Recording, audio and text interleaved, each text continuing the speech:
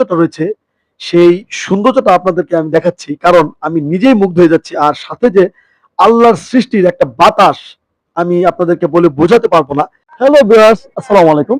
আমি এখন রয়েছে হচ্ছে বাংলাদেশের চট্টগ্রাম বিভাগের কক্সবাজার জেলায় আমি রয়েছি। আর আমি যে জায়গাটিতে রয়েছি এই জায়গাটি হচ্ছে বাংলাদেশের অন্যতম সৌন্দর্য কক্সবাজার সমুদ্র সৈকতের একটা অংশ, ইনানি সমুদ্র সৈকত। আমি এখন ইনানি সমুদ্র সৈকতে রয়েছি। ইনানি সমুদ্র সৈকত যদিও কক্সবাজার সমুদ্র সৈকতের একটি অংশ হলেও ইনানি সমুদ্র সৈকতের কিছু নিজস্ব বৈশিষ্ট্য রয়েছে, যে বৈশিষ্ট্যগুলোর জন্য ইনানি সমুদ্র সৈকত দর্শকদের কাছে অনেক জনপ্রিয় হয়ে উঠেছে। কারণ হচ্ছে যে এই ইনানি সমুদ্র সৈকতের দুটি বৈশিষ্ট্যের মধ্যে একটি হচ্ছে ইনানি সমুদ্র সৈকতের পানি অনেক পরিষ্কার, এবং পাশাপাশি হচ্ছে এর পানিটা নীল এবং বালিগুলো হচ্ছে সোনালী। নীল পানি এবং সোনালী বালুর কম্বিনেশনে ইনানি সমুদ্র সৈকতটি অনেক ফুটে উঠেছে। আর পাশাপাশি হচ্ছে এই ইনানি সমুদ্র সৈকতে আপনি কিছু প্রবাল পাথর পেয়ে যাবেন, যেগুলো হচ্ছে যে জোয়ার ভাটার সময় দৃশ্যমান হয়। এবং এই প্রবাল পাথরগুলো যখন চাঁদনি রাত থাকে তখন আলো ঝলমল করে, এবং পাথরগুলোতে আলো ঝলমলের কারণে এই ইনানি সমুদ্র সৈকতটা আরো ফুটে ওঠে এবং দর্শকদের কাছে অন্যরকম একটা মোমেন্ট তৈরি হয়। আমি এখন আপনাদেরকে ইনানি সমুদ্র সৈকতের যে বিউটি আমি আপনাদেরকে দেখাবো।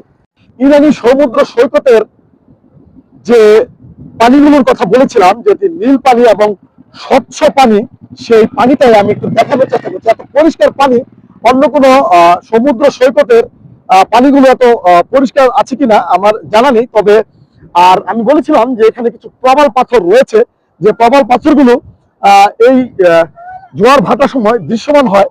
আর এই প্রবাল পাথরের যে যখন চাঁদনি রাতে আলোগুলো পড়ে তখন এই প্রবাল পাথরগুলো ঝলমল করে এবং বীজটাকে ইনানি সমুদ্র সৈকতটাকে আরো সুন্দরভাবে ফুটিয়ে তোলে। আর যে সৌন্দর্যটা রয়েছে সেই সৌন্দর্যটা আপনাদেরকে আমি দেখাচ্ছি, কারণ আমি নিজেই মুগ্ধ হয়ে যাচ্ছি। আর সাথে যে আল্লাহর সৃষ্টির একটা বাতাস, আমি আপনাদেরকে বলে বোঝাতে পারবো না।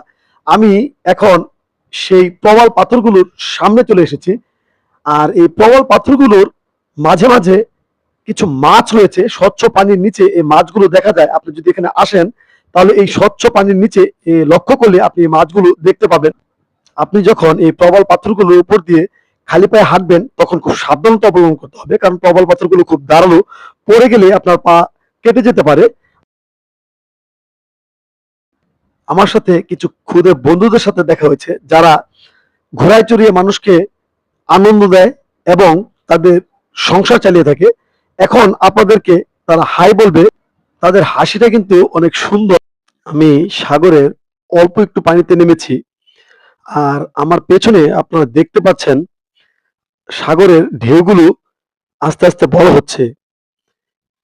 এখন হচ্ছে জোয়ারের সময়, আর এই জোয়ারের সময় ঢেউগুলো আস্তে আস্তে বড় হতে থাকে এবং আপনারা দেখতে পাচ্ছেন যে একের পরে এক ঢেউ, এক ঢেউয়ের উপর আরেকটি ঢেউ আছড়ে পড়ছে। আর এরকম কিছু ঢেউ আমার পায়ে আছড়ে পড়ছে। আর এই খালি পায়ে ঢেউগুলো যখন আমার পায়ে আছড়ে পড়ছে, আমার কাছে আসলে অন্যরকম একটা ফিলিংস লাগছে। ডাক্তারের কাছে রোগের চিকিৎসা করতে গেলে ডাক্তাররা শরীরের সুস্থতার জন্য অনেক সময় বলে যে আপনি দূরে থেকে ঘুরে আসুন।